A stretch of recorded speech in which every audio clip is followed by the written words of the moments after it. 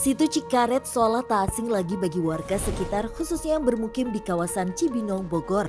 Maupun warga sekitarnya sebagai tempat wisata alam dengan fasilitas standar, sekedar menghilangkan rasa penat akan aktivitas yang dilakukan sejak pagi hingga menjelang sore.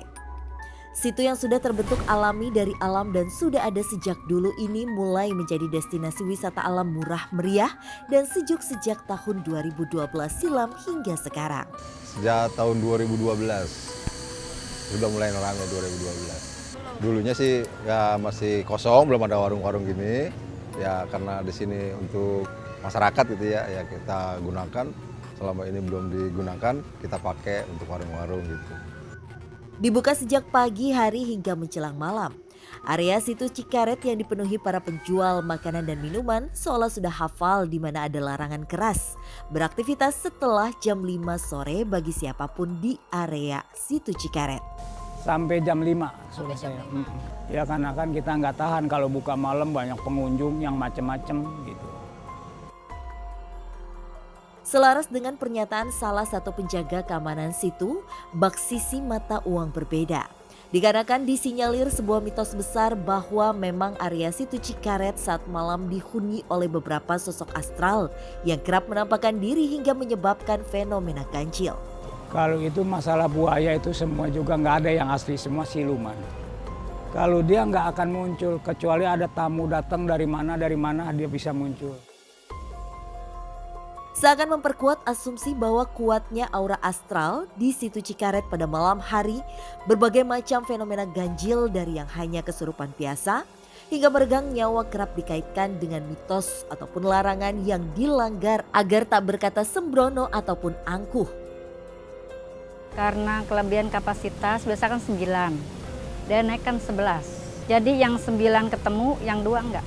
Itu udah 3 tahun yang lalu yang habis lebaran. Hal serupa juga terjadi di sebuah bangunan tua yang letaknya berhadapan langsung dengan situ Cikaret, di mana dulunya difungsikan sebagai kantor arsip yang hingga kini terbengkalai dan menambah kesan angker di daerah tersebut, yang membuat warga enggan melintas. Dulunya ini kantor PU ya, kantor PU, Bapeda, Dispenda semua di sini. Karena di sini juga dia ngontrak, kita buat di Pemda sudah jadi pindah gitu. Lantas, apakah penelusuran kami malam ini yang berhasil mendapat izin mampu menguak mitos angkernya area situ Cikaret saat malam? Ataukah hal tersebut murni merupakan peraturan biasa untuk mencegah perilaku senonoh?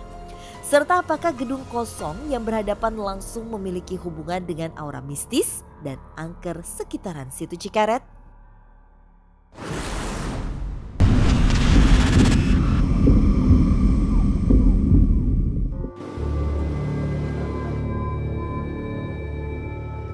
Ini dia Setu Cikaret yang tempatnya begitu luas ya. Tak memerlukan waktu Ini yang kita lama, baru Rudi mau seolah masuk ke mencoba mendeteksi keberadaan sosok astral. Apa yang udah kamu rasain di sini? Seketika Rudi berlari seakan mengejar sesuatu. Rudi lari itu ternyata ada makhluk yang mungkin bisa dikatakan dia tuh kayak menghindari Rudi ya. Tadi sih Rudi bilangnya kayak gitu. Jadi kita sempat lari ke beberapa titik untuk ngejar si makhluk tersebut. Rud, ada sesuatu besar sekali lewat waktu kita di depan ngobrol sana. di depan tadi. Hitam besar. Terus kenapa kamu megangin pohon ini? Tadi dia lari. Bukan di sini. Rudi kembali mencoba merasakan kehadiran sosok hitam tersebut di salah satu pohon di area ini.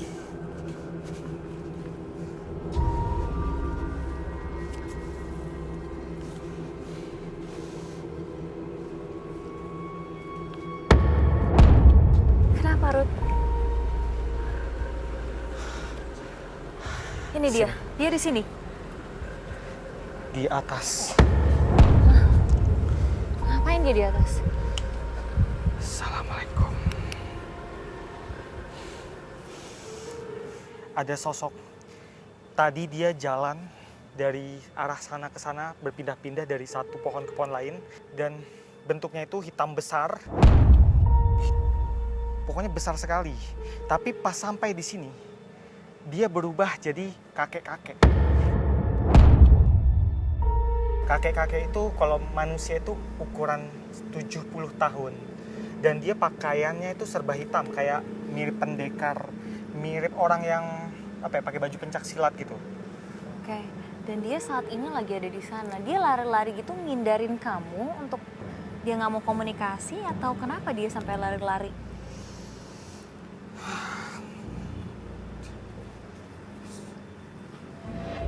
Kenapa kamu pergi lihat saya?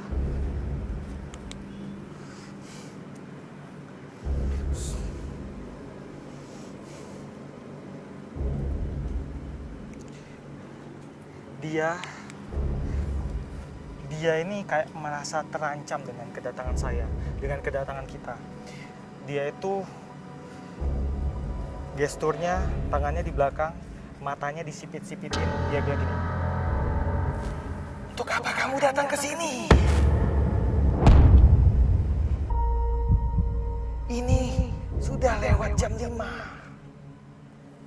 Saya nggak suka ada manusia yang datang ke sini menjelang maghrib." Saya tanya, "Kenapa? Ada apa? Kenapa jam 5 itu nggak boleh datang ke sini?" Iya, kenapa, Rod? Dia bilang, "Jam manusia itu pagi. Sekarang ini waktunya kami. Pokoknya di atas jam 5 nggak boleh ada yang datang ke sini. Atau saya rasuki."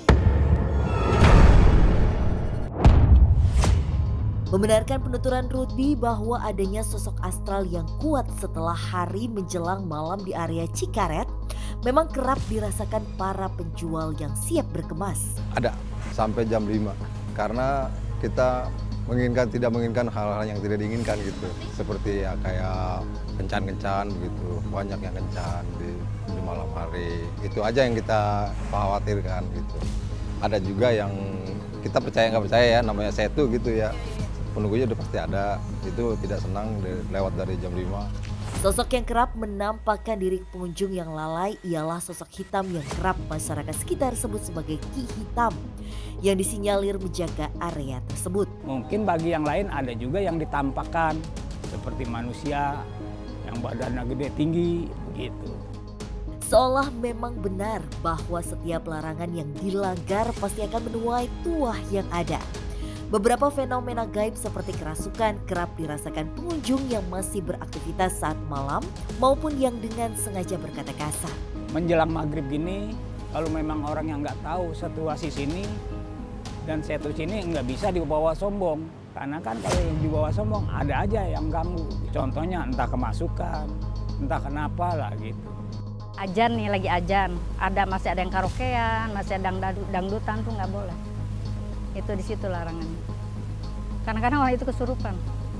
Seakan tak ingin banyak memberikan informasi, sosok yang disebut Ki Hitam mengarahkan kami ke sosok astral lain yang juga disinyalir menjaga tempat tersebut dan termasuk mitos yang beredar di tengah masyarakat.